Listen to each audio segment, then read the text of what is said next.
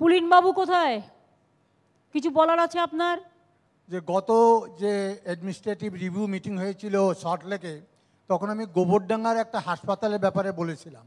সেটা কতদূর কি হয়েছে, সেটার কোনো উন্নতি হয়েছে কিনা বা তার কতদূর অগ্রসর হলো? বনগাঁ থেকে গোবরডাঙ্গা কত দূর?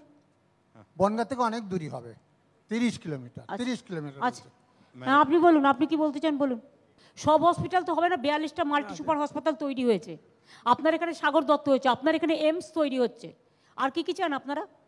আপনার এখানে ট্রিপল ইনস্টিটিউট হয়েছে, আপনার এখানে ফিজিক্যালি আমাদের যেটা আর একটা ইনস্টিটিউট তৈরি হয়েছে, যেটা ওই চাইল্ড কি একটা ইনস্টিটিউট তৈরি হয়েছে, আর একটা হেলথ ইনস্টিটিউট পিএইচির, সেটা ম্যাডাম কল্যাণী কাছে ট্রেনিং এর এটা কল্যাণ পাবলিক হেলথ ইনস্টিটিউট তৈরি হয়েছে, আপনার এইমস তৈরি হচ্ছে কল্যাণীতে। আর কি চান আপনারা? একদম তো ঘরের কাছে। ঘরে ঘরে হসপিটাল হলে ঘরে ঘরে কোথায় ডাক্তার পাবেন? না, গোবরডাঙ্গাতে একটা আপনার সরকারি হসপিটাল ছিল, সেটাকে সেলো বলেই তো এখন এইগুলো তৈরি করা হয়েছে। তাহলে কি হবে না? বলে দেবো সবাইকে? না, হ্যাঁ বলে দেবেন সবাইকে। আচ্ছা ঠিক আছে, ঠিক আছে বলেন, বলবেন ওখানে কল্যাণীতে এইমস হচ্ছে, অল ইন্ডিয়া মেডিকেল ইনস্টিটিউট।